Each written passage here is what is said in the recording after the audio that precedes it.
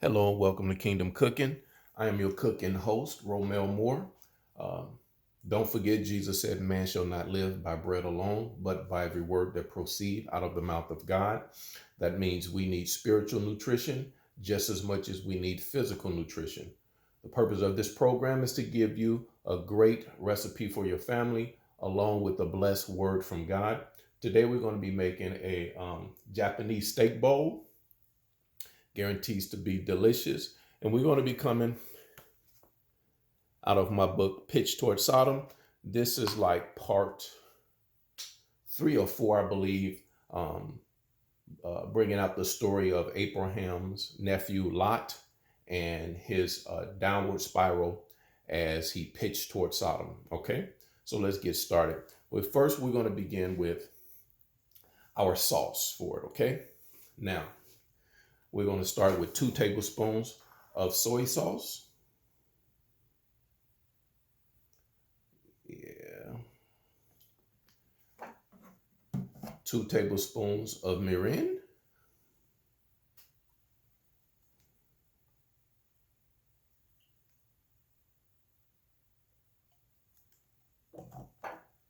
1 tablespoon of sake.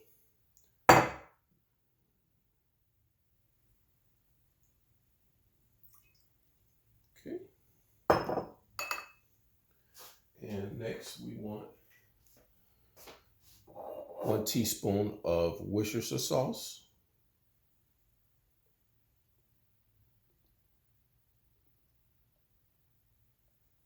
We getting there. All right.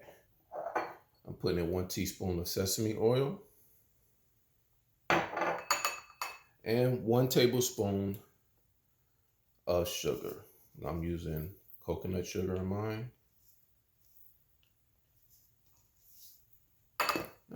Excellent. Let's mix.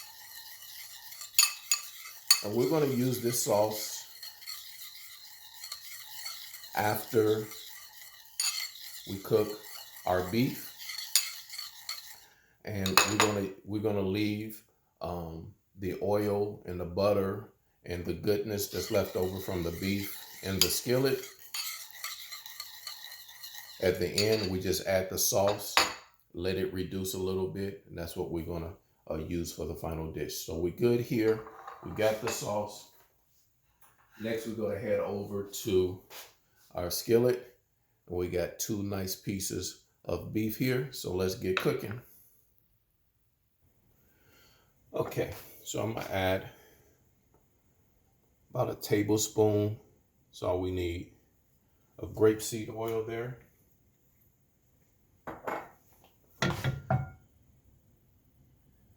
Get that nice and heated, so I have it on a medium high heat.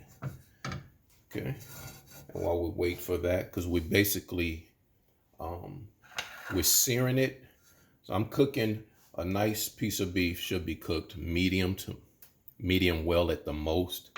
And so all we need is about a tablespoon of oil. Plus we're going to be adding some butter. Now, all we season it with is pepper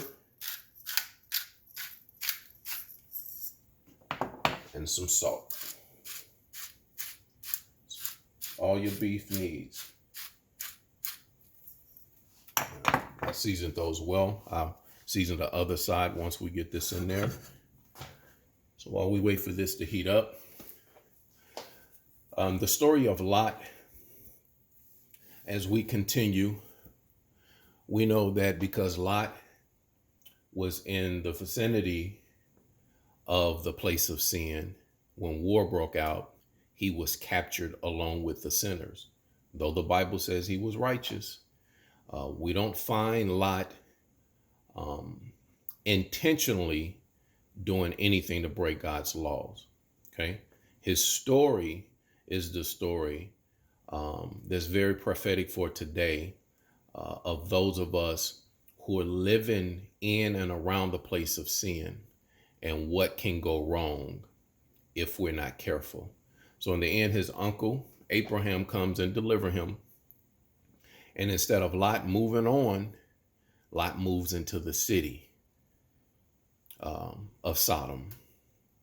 And the Bible says in Second Peter that he was grieved by what he saw and what he heard as he witnessed their lawless, wicked, sinister deeds. He was grieved on a day-to-day basis, but he never left. Okay. And that may be a lot of us, especially in this season, in the downward spiral morally that America is going. Many of us, we're going to daily be grieved at what we see and what we hear and the godless, unnatural things that's being pushed and accelerated in the season. But ultimately, I want to talk about the fact that when Abraham delivered Lot, the people and the kings of Sodom and Gomorrah were also delivered. And this showed the mercy of God that was at work. Okay? So God is merciful. He didn't just show up and destroy Sodom and Gomorrah. He delivered them.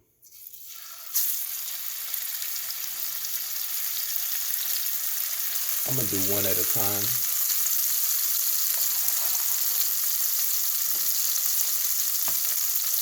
Let's season this one.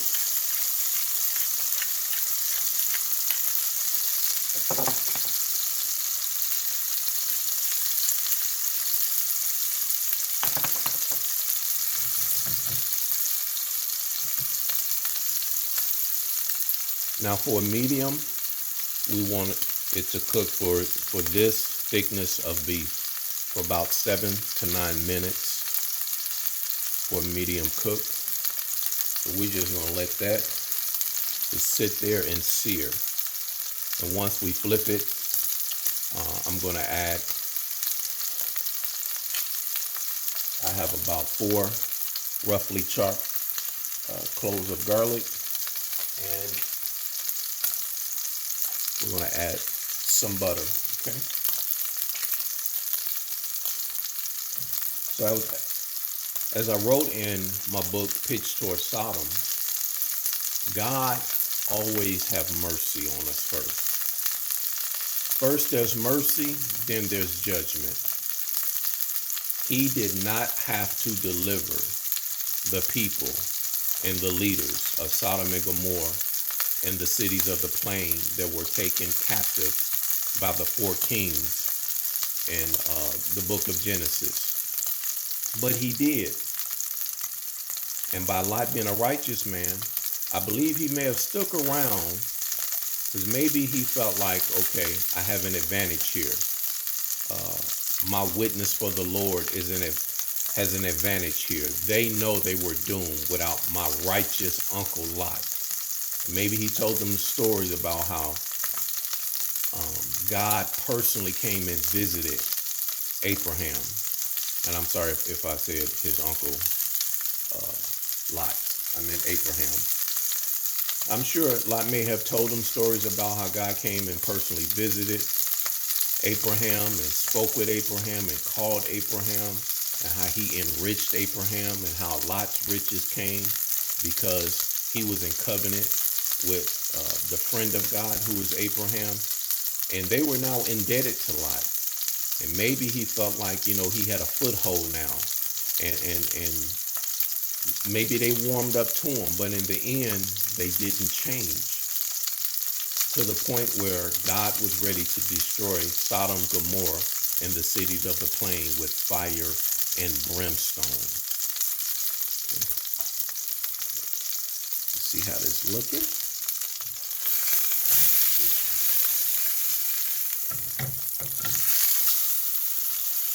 Look at that.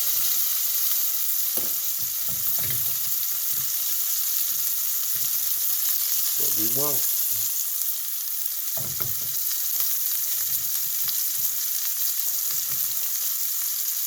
Now we want to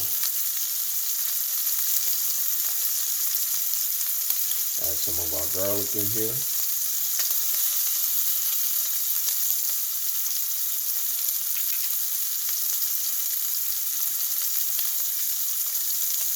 Some butter.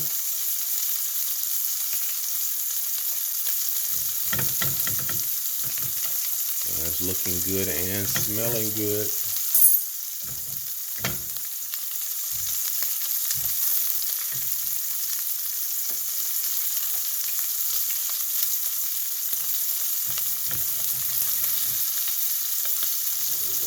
close.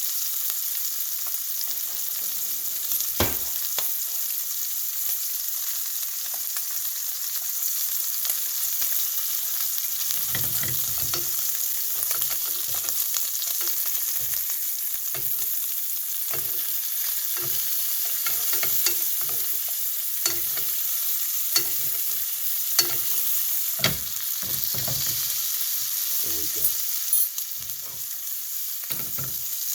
Again, this is only about a tablespoon or less of oil.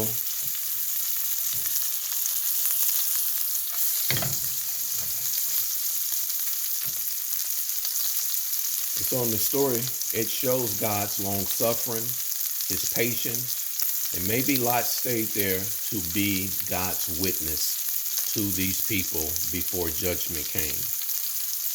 It doesn't say that. When it talks about the story of Noah, it says that Noah was a preacher of righteousness. So while Noah was in his generation of sinners and reprobates, he was preaching.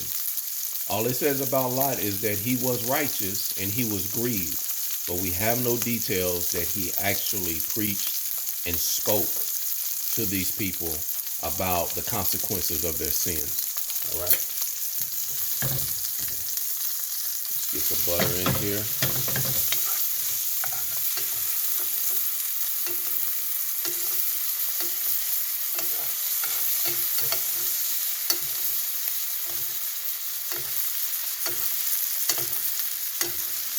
There we go.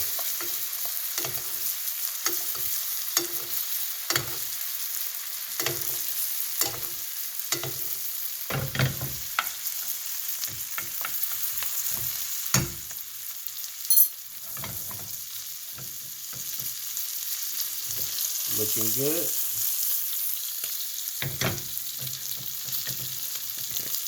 We should be almost ready in a second. And so I wanted to talk about that because even though we know that our government has gone sideways and completely lost its mind, and a lot in society, we've allowed perversion and unnatural things to become a part of our culture. We have to deal with it now. So we have to be a light. We have to be salt in the earth. We have to speak out. It may not be popular. You may become hated. The council culture may come after you. But if you are a follower of Jesus Christ, you are here to tell the truth, not to appease people's feelings, and definitely not to abide by godless behavior. All right? We're good to go. Turn this down some.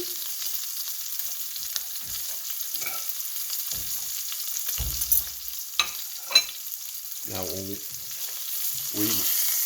as we remove it, okay, here we go.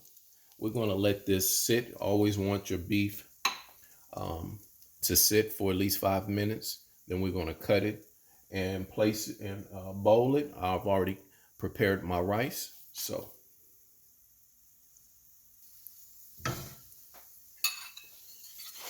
I told you we're going to use the goodness that's left over.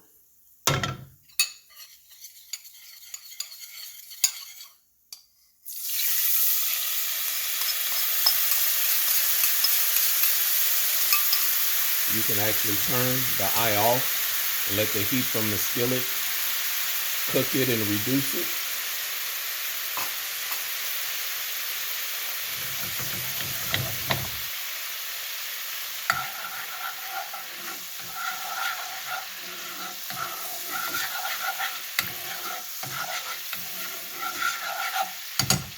And we're going to use this as gravy, if you would, to top off the beef and our rice bowl.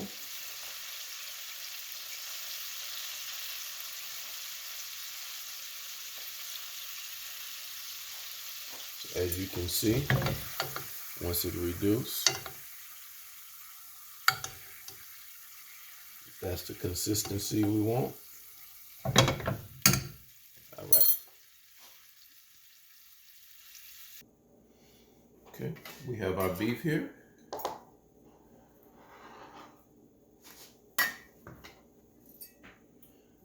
we want to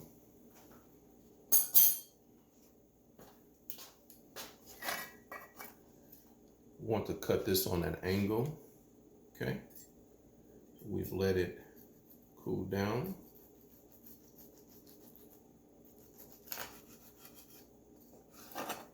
See that? Nice and medium, just like we want.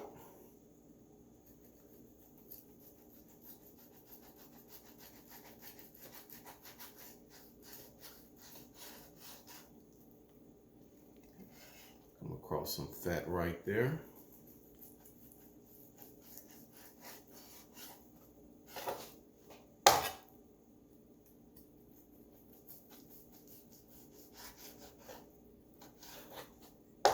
Go.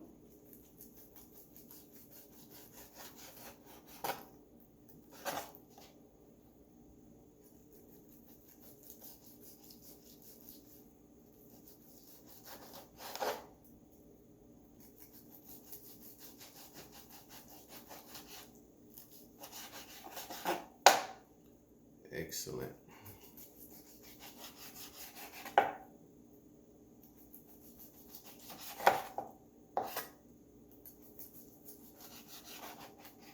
Okay, now we want to grab our beef.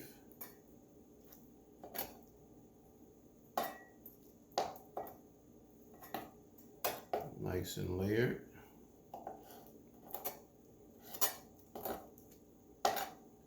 Get up there.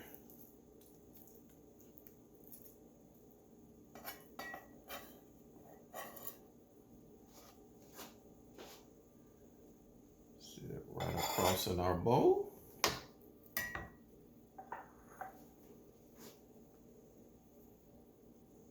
Add a few touches. Here is our Japanese rice bowl with our steak cooked medium. Don't forget, man shall not live by bread alone, but by every word that proceeds out of the mouth of God. God bless you. One last thing.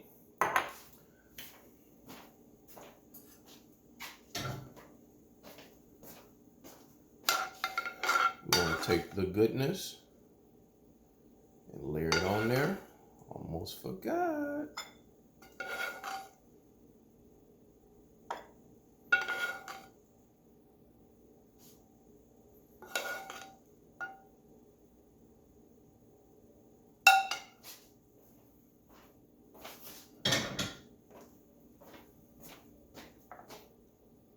Bon appetit.